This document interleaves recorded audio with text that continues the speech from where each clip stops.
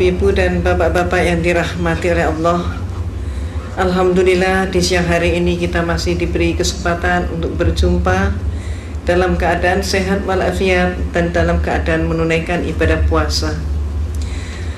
Dan saya pun mohon maaf yang sebesar-besarnya atas keterlambatan saya, tapi alhamdulillah Allah pun masih berkenan untuk menakdirkan kita berjumpa.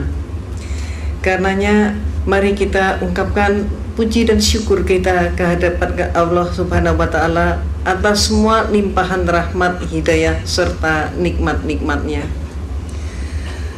Alhamdulillahirrahman, alamal Quran, khalaqal insana alamahul bayan. Ashadu alla ilaha illallahul wahidul qahar, al-azizul ghafar, mukawwirul laili ala nahar. Wa ashadu anna Muhammadan abduhu wa rasuluh wa habibuhu wa khaliluh. Allahumma sholli ala sayyidil mursalin wa ala alihi wa sahbihi ajmain wa man tabi'ahum bi isanin ila yaumidin. Amma ba'd. Qala Allah ta'ala fi kitabihil karim, a'udzu billahi minas syaitonir rajim. Bismillahirrahmanirrahim. Kuntum khairu ummatin ukhrijat lin-nasi ta'muruna bil ma'rufi wa tanhauna 'anil munkari wa tu'minuna billah al-ayat. Wa qala Rasulullah sallallahu alaihi wasallam, kullu mauludin yuladu 'alal fitrah fa abawahu yuhawidanihi aw yunasiranihi aw yumajjisanihi. Ibu-ibu dan bapak-bapak yang dirahmati oleh Allah, saya yang berada di hadapan ibu dan bapak adalah sebagai salah satu contoh mantan kafir. Dan disebut dengan istilah mantan kafir, saya pun mengucapkan alhamdulillah. Karena mantan kafir itu adalah orang yang mendapatkan hidayah Allah. Sangat berbeda kalau disebut mantan santri, mantan ustadz, ataupun mantan kiai. Na'udzubillah.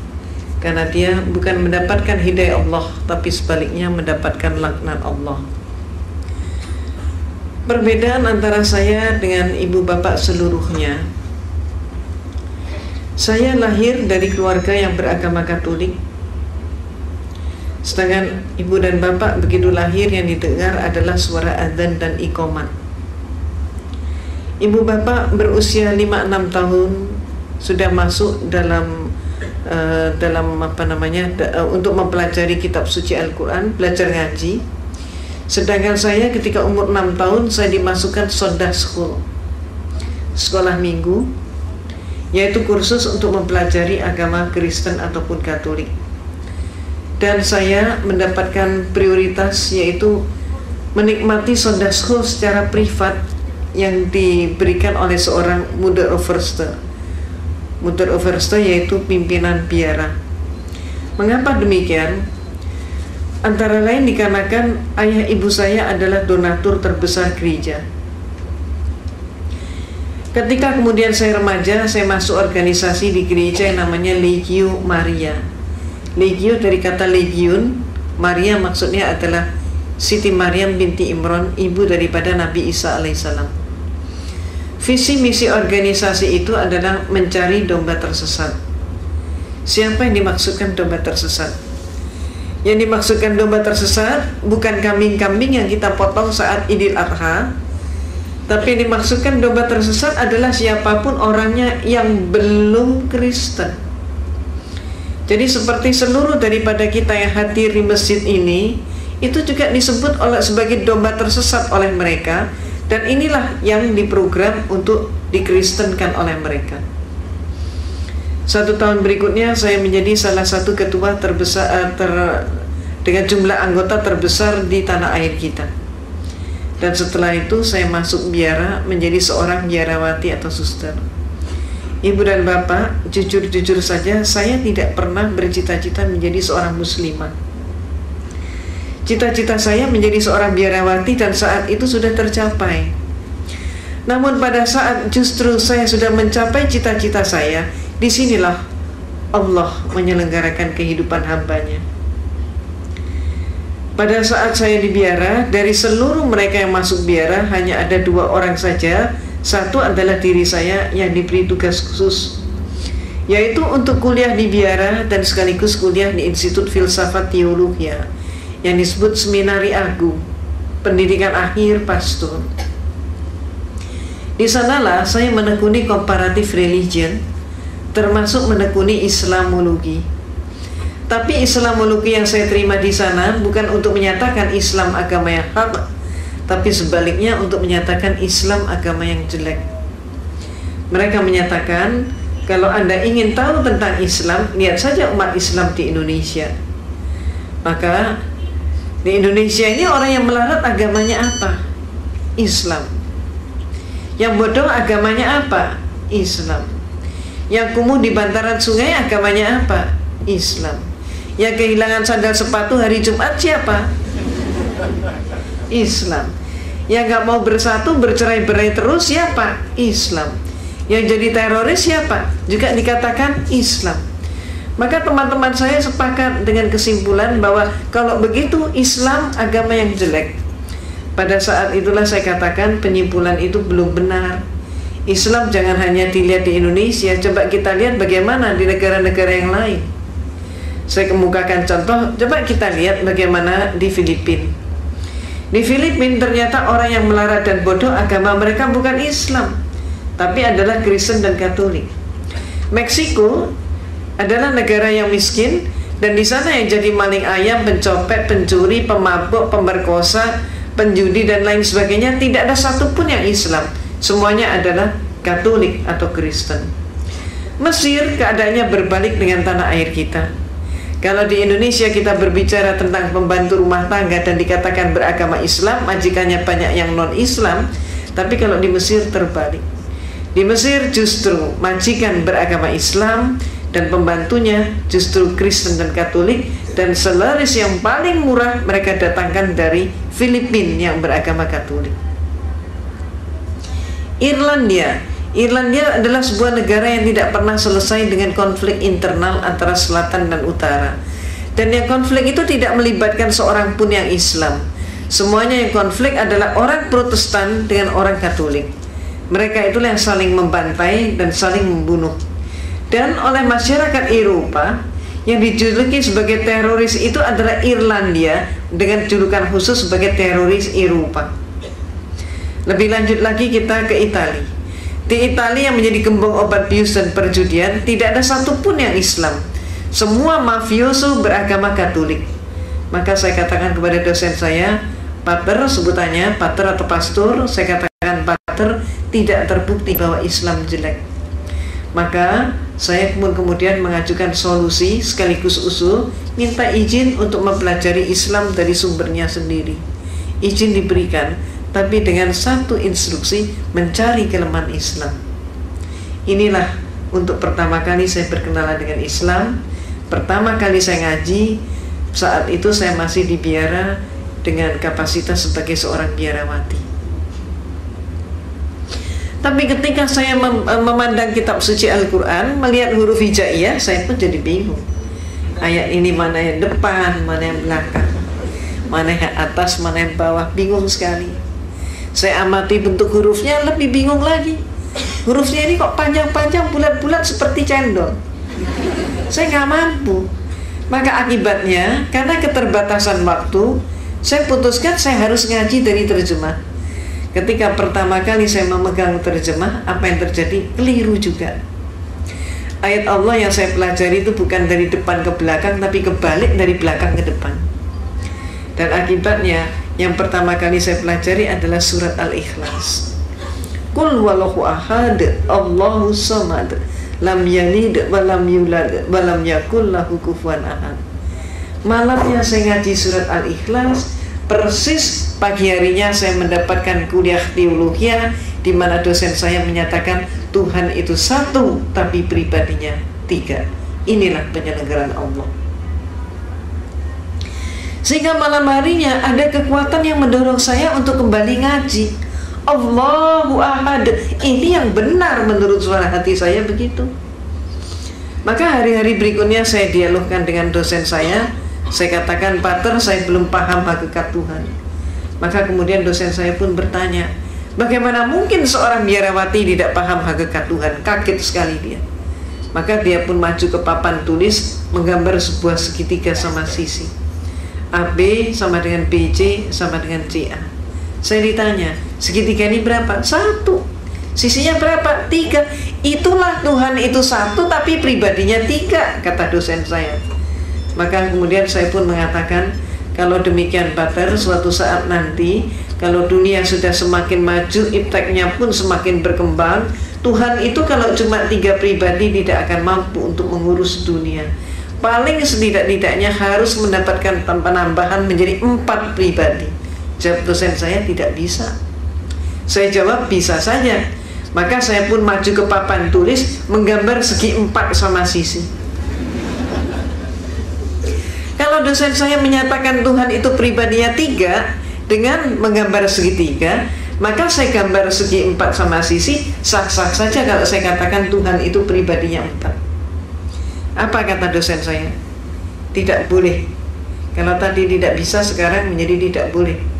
Maka kemudian saya tanya, kenapa? Jawabnya, ini dogma. Dogma adalah hukum atau aturan yang dibuat oleh pemimpin gereja. Maka saya tanya, Pater, kalau saya belum paham dogma itu bagaimana? Dia mengatakan, Anda paham atau tidak, terima saja, telan saja, dan jangan dipertanyakan. Kalau Anda bertanya, kalau Anda ragu, hukumnya dosa. Walaupun saya sudah dijawab seperti itu, tapi malam hari ada keinginan yang demikian kuat untuk kembali mengkaji Al-Quran. Demikian terus-menerus terjadi, sehingga saya pun semakin ingin berdialog dengan dosen saya tentang masalah konsep Tuhan, tentang masalah tauhid, kalau kita menyebutnya demikian. Maka antara lain saya pernah bertanya, Pater, yang buat meja ini siapa? Saya pernah bertanya begitu. Maka kemudian dosen saya nampak dia menangkap ada sesuatu yang lain di balik pertanyaan saya. Dia tidak mau menjawab, bahkan saya disuruh menjawab sendiri. Dan saya pun menjawab. Saya katakan, Pater, kalau menurut saya yang membuat meja ini pasti tukang kayu. Lalu kenapa? Pasti tanya lagi dia. Saya jawab, kalau menurut saya meja ini walaupun dibuatnya setahun yang lalu, sampai 100 tahun kemudian meja ini tetap meja, tidak berubah menjadi tukang kayu, dan tidak ada satu pun meja yang mampu mengubah dirinya menjadi tukang kayu. Tukang kayu tidak boleh dipersamakan dengan meja. Maka dia pun bertanya, apa maksud Anda? Saya katakan, Pater, menurut pengamatan saya, Tuhan itu menciptakan alam semesta dan seluruh isinya termasuk manusia. Maka ada manusia yang dilahirkan setahun yang lalu, sampai 100 tahun kemudian ternyata dia tetap manusia. Bahkan sampai kiamat pun manusia tetap manusia. Tidak ada satu manusia pun yang mampu mengubah dirinya menjadi Tuhan, dan Tuhan tidak boleh dipersamakan dengan manusia. Malamnya saya ngaji lagi, dan hari-hari berikutnya saya dialog lagi, saya diskusi lagi. Saya pernah menyatakan juga, Pater, siapa yang melantik RB? Saya ditertawakan kali ini. Bagaimana mungkin seorang biarawati nggak ngerti siapa yang melantik RW? Maka saya jawab, sebetulnya saya mengerti. Maka kemudian dia baru terhenyak, dia kaget sekali. Apa sih maksud Anda? Dia tanya. Coba menurut Anda siapa? Coba silakan jawab. Bertubi-tubi saya digitukan. Dan kemudian saya katakan, Pater, kalau menurut saya yang melantik RW pasti eselon di atasnya, lurah ataupun kepala desa. Kalau sampai ada RW dilantik oleh RT, maka jelas pelantikan itu tidak sah. Demikian pula ada 100 orang kopral bermusyawarah untuk mengangkat salah satu teman mereka menjadi seorang jenderal. Yang melantik 99 orang kopral melantik seorang jenderal untuk menjadi, melantik seorang temannya kopral juga untuk menjadi seorang jenderal.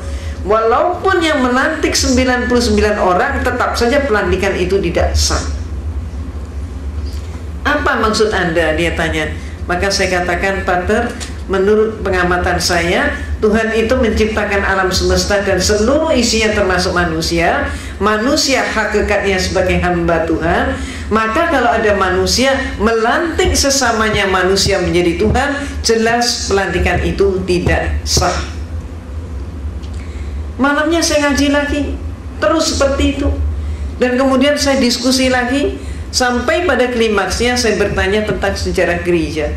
Saya katakan, Pater, menurut semua literatur yang saya pelajari dan kuliah yang saya terima, Yesus yang oleh umat Islam disebut Nabi Isa alaihissalam, ternyata Yesus itu untuk pertama kalinya dilantik menjadi seorang Tuhan. Peristiwa itu baru terjadi pada tahun 325 Masehi.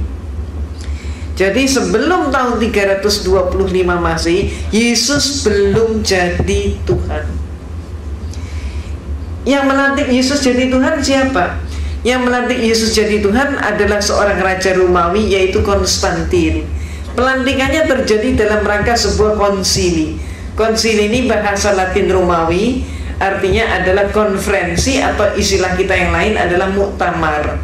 Terjadi di kota Nizea, maka disebut konsili Nizea tahun 325 Masehi. Ini untuk pertama kalinya Yesus jadi Tuhan. Jadi sebelum itu dia belum jadi Tuhan. Sayangnya sejarah ini tidak dipahami oleh 98% umat Kristen, walaupun sejarah ini ada di dalam buku-buku mereka. Cuman dengan sengaja pemimpin-pemimpin gereja menutup sejarah tersebut agar supaya umatnya tetap tidak tahu. Kenapa? Kalau sampai umatnya tahu, umatnya akan terguncang sekali kalau mengetahui Yesus diproses dari manusia menjadi Tuhan, dan yang melantik adalah seorang manusia. Maaf, keadaan yang terjadi di tanah air kita, Kristennya sendiri juga nggak ngerti konsep ketuhanan Yesus, tidak tahu sejarahnya. Mereka kemudian menyerang kita umat Islam dengan program kristenisasi dan pemurtadan, sedangkan kita umat Islam juga sayangnya gak tahu sejarah itu. Itu sebabnya apa yang saya informasikan ini termasuk menjadi bekal dakwah kita. Kalau ada serangan, katakanlah yang hak itu hak, yang batil itu batil. Sejarah ini perlu diungkap. Nah, Ibu dan Bapak yang dirahmati oleh Allah, maaf saya berbicaranya terlalu cepat nggak? Nggak apa-apa ya, karena kan berburu dengan, maaf, berburu membuat efisien waktu. Kok malah ditaruh di atas meja?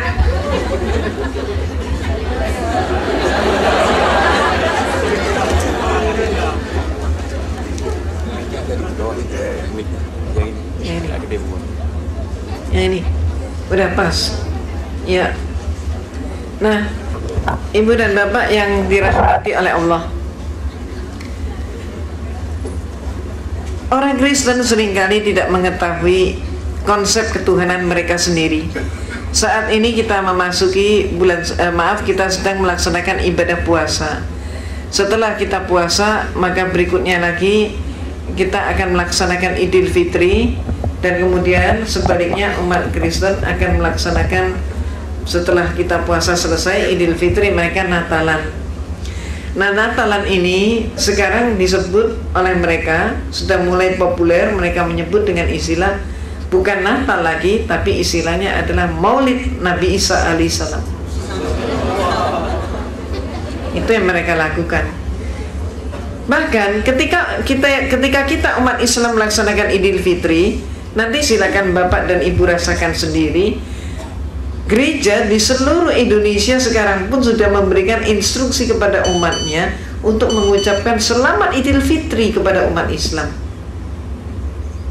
Jadi nanti Bapak dan Ibu jangan kaget kalau ada teman atau tetangga-tetangga yang berduyun-duyun mengucapkan selamat Idul Fitri.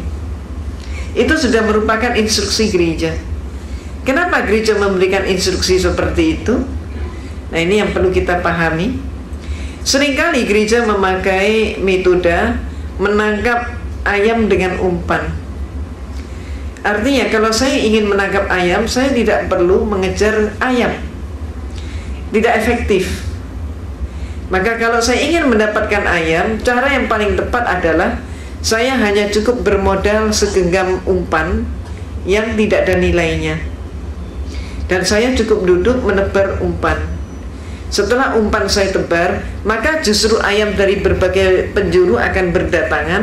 Mereka pun akan saling patok antar ayam memperebutkan umpan. Ketika si ayam sedang makan umpan, maka ayam itu saya tangkap, diam saja. Bahkan lehernya pun digorok, si ayam diam saja. Umat Islam saat ini diperlakukan seperti ayam itu. Umpannya apa? Umpannya adalah contoh sembako, pakaian bekas, obat-obatan, beasiswa. Dan yang sekarang marak dilakukan oleh gereja adalah hitanan massal gratis. Gereja menyelenggarakan hitanan massal gratis. Termasuk ini nanti Natal mereka mengganti dengan Maulid Nabi Isa alaihissalam. Mereka mendahului memberikan ucapan selamat Idul Fitri. Itu umpannya, ayamnya yang ingin mereka dapatkan adalah pengingkaran kita umat Islam dari akidah kita karena mengucapkan selamat Natal.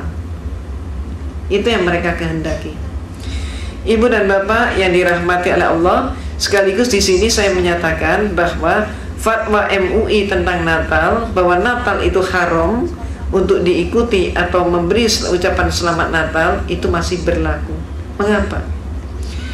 Karena umat Islam ketika mengucapkan selamat Natal berarti dia mengucapkan selamat atas lahirnya Tuhan Yesus. Ini bertentangan dengan akidah kita. Kemudian ada dari kelompok Islam jaringan liberal yang mengatakan semua agama sama. Dia mengatakan kami tidak memperingati Yesus sebagai Tuhan, tapi memperingati lahirnya Nabi Isa alaihissalam. Nah, terhadap pendapat yang kedua ini, mereka pendapat kedua ini juga terjerumus. Kenapa? Karena Yesus atau Nabi Isa alaihissalam bagi kita, beliau tidak dilahirkan tanggal 25 Desember. Dan yang lahir pada tanggal 25 Desember adalah justru Dewa Matahari. Jadi siapa yang memperingati Natal berarti juga memperingati lahirnya Dewa Matahari. Ini pun merupakan perbuatan syirik. Ibu dan Bapak yang dirahmati oleh Allah, itulah sebabnya saya bawakan contoh buku yang saya tulis. Buku ini judulnya adalah Perayaan Natal 25 Desember Antara Dogma dan Toleransi. Buku ini mengupas habis Natal itu apa, sejarahnya apa, kemudian kenapa pakai pohon cemara. Padahal seluruh Palestina, Bapak dan Ibu tahu nggak ada pohon cemara yang hidup di sana. Lah Yesus lahirnya di mana? Di Palestina, di Bethlehem. Bethlehem nggak ada pohon cemara sampai hari ini. Nah lalu kenapa pakai pohon cemara? Ada alasan apa? Ini adalah masalah kepentingan politik Romawi untuk menjajah Jerman saat itu. Kemudian kenapa Yesus dikatakan lahir 25 Desember? Padahal Bible tidak berbicara begitu. Baru mulai abad ke-5 mereka merayakan Natal. Mengapa? Kembali lagi alasan politik. Saat itu rakyat Romawi tidak mau masuk dalam agama Katolik, sedangkan kaisarnya sudah masuk Katolik. Maka kenapa dicari sebabnya? Orang Romawi kenapa tidak mau masuk agama Katolik? Karena mereka takut kehilangan pesta pora yang sudah menjadi pesta rakyat tiap tanggal 25 Desember dalam rangka memperingati kelahiran Dewa Matahari. Pesta itu demikian meriah. Laki, perempuan, tua, muda, besar, kecil keluar dari rumah, bawa makanan, bawa minuman, bawa alat musik. Mereka nari, nyanyi sampai mabuk, sampai teler sepanjang malam sampai pagi. Ketika kemudian mereka disuruh pindah agama, diinstruksikan oleh kaisarnya begitu, mereka nggak mau, takut kalau pesta itu hilang. Disinilah pinternya gereja dan pinternya kaisar. Kemudian diumumkan oleh Konstantin, kamu semua nggak perlu khawatir, pesta 25 Desember akan tetap berlangsung karena Yesus itu lahirnya pada tanggal 25 Desember. Orang Romawi yang menyembah Dewa Matahari diberitahu bahwa Yesus lahirnya tanggal 25 Desember, mereka menyimpulkan, oh kalau begitu Yesus adalah putra Dewa Matahari. Diiyakan oleh gereja dan oleh Konstantin. Maka sejak saat itulah semua atribut Dewa Matahari disebut sebagai atribut Yesus. Itu sebabnya maka salib itu di tengahnya orangnya selalu memakai lingkaran. Ini simbol apa? Matahari. Demikian pula Kemudian orang-orang patung-patung pada bagian kepala juga pakai lingkaran. Ini simbol apa? Simbol matahari. Nah, sekarang terjadi yang sebaliknya. Pada periode yang lalu, gereja gencar sekali mengajak umat Islam untuk mengadakan dialog, diskusi, ataupun juga dengan seminar. Topiknya berkisar masalah mencari persamaan tauhid Islam dan Kristen, atau dengan tema yang mirip, yaitu kembali pada milah Nabi Ibrahim alaihissalam bahwa semua agama sama. Mereka menanamkan pengaruhnya kepada tokoh-tokoh kita bahwa semua agama sama. Akibatnya apa? Akibatnya ada tokoh-tokoh yang terpengaruh sampai di Indonesia lahirlah yang disebut jaringan Islam liberal dengan konsep semua agama sama. Nah, ketika umat Islam sudah mengikuti konsep tersebut sebagian ini, maka orang Kristen mereka tidak berhenti di situ, mereka sekarang maju lagi. Jadi sekarang Kristen itu gereja seluruhnya bahkan di dunia menyatakan tidak sama antara Islam dan Kristen. Lebih lanjut mereka mengurai tidak sama antara Allahnya Islam dan Tuhannya Kristen. Dan mereka mengatakan Allahnya Islam itu adalah Allah yang tidak bisa dipegang dan tidak bisa dipercaya. Tuhannya Kristen adalah Tuhan cinta kasih. Allah itu siapa? Kata mereka dari berdasarkan antara lain buku yang ditulis oleh seorang direktur Institut Teologia di Amerika, namanya adalah Robert Morey. Bukunya ini Islamic Invasion. Buku ini lebih kejam daripada buku The Satanic Verses yang ditulis oleh Salman Rushdie. Ini lebih kejam, lebih kasar. Dan buku ini sekarang sudah menjadi panduan pendeta dan penginjil di seluruh dunia. Ini hanya kulitnya yang berbahasa Inggris, dalamnya sudah berbahasa Indonesia. Dan buku ini sekarang diproduksi massal secara besar-besaran.